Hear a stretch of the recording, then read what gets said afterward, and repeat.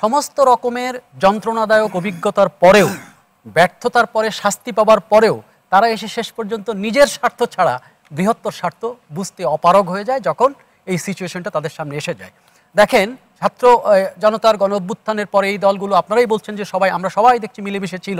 এখন যত নির্বাচন কাছে আসছে তত নিজের প্রয়োজনে, নিজের স্বার্থে, আগামী দিনের ক্ষমতায় যাওয়ার আকাঙ্ক্ষায় এটা হচ্ছে। আমি কিন্তু বারবার এখানে এসে অনেকবার বলেছি যে আমাদের এখানে 4 কোটি নতুন ভোটার আছে। এই জেনজি ভোটারদের সম্পর্কে আমাদের কোনো রেকর্ড নাই। ইভেন আমাদের বড় ছোট সমস্ত রাজনৈতিক দলের নিজেদের যে ভোটের হিসাব, সেই ভোটের হিসাবেও অনেক অবাস্তবতা আছে। কারণ এটা 91 সালের রেঞ্জে ধরছেন, 91 থেকে 2025 কোথায় মনোজগতে কি পরিবর্তন ঘটে গেছে তার খেয়াল আমাদের নেই। জাকসু নির্বাচনের পর আমি বলেছিলাম যে এই শহীদ ভাই ছিলেন, উনি তখন জেলে আছেন, তো ওনার সঙ্গে কথা হচ্ছিল, উনি বলছিলেন যে প্রকাশ্য টিভিতে যে এই ভোটের পরিবর্তন কোনো বড় ভূমিকা রাখবে না। আমি বলেছিলাম বড় ভূমিকা রাখবে, রাজনৈতিক আলোচনার গতিমুখ নির্ধারিত হয়ে যাবে। দেখেন, 2টো ইলেকশন হয়েছে এবং আপনারা কি দেখলেন?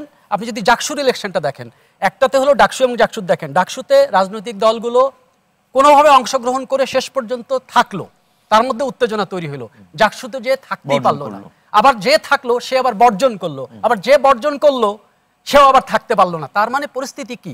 ইউনূস সাহেব যদি ফেব্রুয়ারি, এখন যে অবস্থাটা হচ্ছে, ইউনূস সাহেব যদি ফেব্রুয়ারিতে নিশ্চিত নির্বাচন দেবেনই বলেন, আমাদের রাজনৈতিক দলগুলো নির্বাচন করার সক্ষমতা তাদের আছে কিনা সেটা এখন প্রশ্ন। এই যে দেখেন বিরোধ, এই বিরোধ আপনি আজকে হেডিং করেছেন যে রাজপথে সমাধান হবে না, ঐক্যমতে সমাধান হবে। নির্বাচন যদি করতে হয় তাহলে তো ঐক্যমতে সমাধান করতে হবে। নির্বাচন তো আপনি রাজপথে সমাধান করতে পারবেন না, আপনাকে তো ঐক্যমতে এসেই আপনার একটা, এবং নির্বাচন মানে তো কিছু বিধিবিধান, সেটা মেনেই আপনার ইলেকশন করতে হবে। এখন আপনি এসে বলবেন যে আমি থাকতে পারলাম না, আমি থাকবো না, আমি বর্জন করলাম, এইটা নিশ্চয়তা দেবে কে? ঠিক আছে, এটা একটা জায়গা।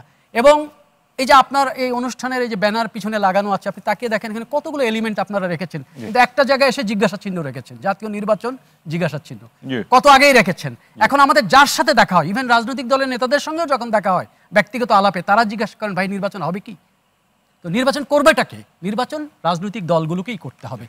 দলগুলো, সেটাই আমি বললাম, এই দলগুলোকে করতে হবে। এবং দলগুলো এখন এই যে 2টো ইলেকশনের পরে, এবং এই পরিস্থিতিটা আরো পরিবর্তিত হয়ে যাবে আপনার রাকসু এবং চাকসু ইলেকশনের পরে, যে যে যার মতো করে, কারণ এখন তো একটা অবস্থা বোঝা যাচ্ছে যে আমরা যা ভাবছি জনমনে সেই ভাবনা সুস্পষ্ট কিনা সেটা নিয়ে এক ধরনের ডাটা তো আমাদের হাতে আসছে। আমরা 4 কোটি ভোটারের ডাটার একটা অ্যানালাইসিস যদি করি, তাহলে আমরা যেভাবে চিন্তা করছি, আমাদের রাজনৈতিক দলের পুরনো মানুষরা যেভাবে চিন্তা করছেন, নতুনরা সেইভাবে চিন্তা করছেন কি করছেন না, সেটার একটা চিত্র আমরা পাচ্ছি। সুতরাং আমাদের এখানে রাজনীতিবিদরা যে এতদিন ধরে একাডেমিক আলোচনা করলো, আমরা তো খুব খুশি হলাম যে একটা একাডেমিক আলোচনা করে একটা জায়গায় আসলো। এবং এই যে বলছে যে উচ্চকক্ষ নিম্নকক্ষ, আচ্ছা ছাত্র জনতার গণ অভ্যুত্থানের পরে কোনো জায়গায় কি ছিল উচ্চকক্ষ বা নিম্নকক্ষ হবে? তাহলে এটা যদি আপনারা নিয়ে আসতে পারেন, তাহলে পিয়ারের প্রশ্নেও আপনাদের একটা সমাধানে আসতে হবে। কারণ এক পক্ষ তো পিয়ার চাচ্ছে, এক পক্ষ পিয়ার চাচ্ছে না, ঠিক আছে? তাহলে এটার সমাধান কি হবে? তাহলে এটা গণভোটে হবে। এবং গতদিনে আমরা আলোচনায় দেখেছি যে এই যে সরকার এগুলো আলোচনা করছে, এই যে ঐক্যমত্য কমিশন আলোচনা, তারই কোনো আইনগত ভিত্তি নাই। সে আলোচনাও কিন্তু এই ঐক্যমত্য কমিশন হয়েছে, ঠিক আছে? শিশির মনীষ সাহেব সেদিন প্রকাশ্যে বলেছেন যে এটারও কোনো ভিত্তি নেই এবং ভবিষ্যৎ কি হতে পারে। তাহলে এই সরকারেরও তো কোনো ভিত্তি নাই, আইনগত ভিত্তি কি? তাহলে এখন কি একটা গণভোট দিতে হবে? এখন কি আমরা একটা মানে এমন একটা নির্বাচন, তখনও কিন্তু আপনি ওই প্রশ্নটা আবার সাইক্লিক প্রশ্ন আসবে, গণভোটেরও এই মুহূর্তে আইনগত ভিত্তি কি?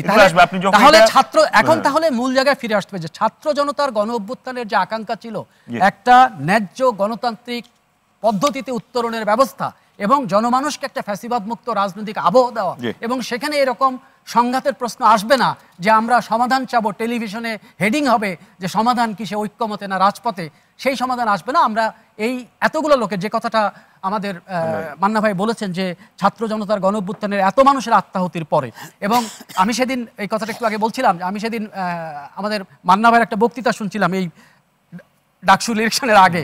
মান্না ভাই বলছিলেন যে তারা যখন রাজনীতি করতেন, তখন নির্বাচন করতেন, তখন কোথাও তারা স্বতন্ত্র দেখতেন না, এখন তারা স্বতন্ত্রই দেখেন, রাজনৈতিক প্রার্থী বরং আরো সংখ্যালঘু হয়ে যাচ্ছে। এই যে পরিবর্তন হলো, এই পরিবর্তন কেন হলো, এর জন্য দায়ী কারা, এই বিশ্লেষণগুলো রাজনৈতিক দলগুলোকে করতে